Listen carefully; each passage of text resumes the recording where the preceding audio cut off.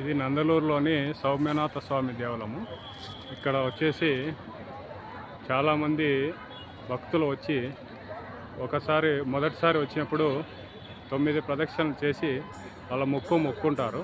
తర్వాత అది నెరవేరిన తర్వాత వారం రోజుల్లో వచ్చి 108 ప్రదక్షిణలు చేసి మళ్ళీ వాళ్ళ మొక్కుబడి తీర్చుకుంటారు. సౌమ్యనాథ స్వామి దేవాలయం చాలా పురాతనమైన దేవాలయము.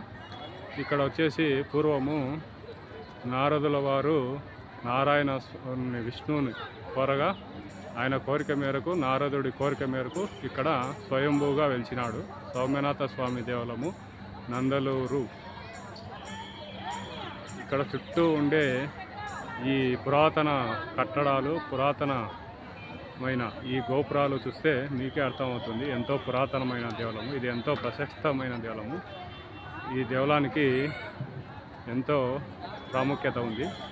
కాబట్టి మీకు ఎప్పుడైనా కుదిరితే ఈ దేవాలయానికి వచ్చి స్వామివారి ఆశీర్వాదం తీసుకొని మీకు ఏదైనా కోరికలు ఉంటే తీర్చుకొని వెళ్ళవలసిందిగా ప్రార్థిస్తున్నాము. ఆ సౌమ్యనాథ స్వామి ఆశీస్సులు ఎల్లవెల్ల అందరికీ ఉండాలని కోరుకుంటూ ఇంతటితో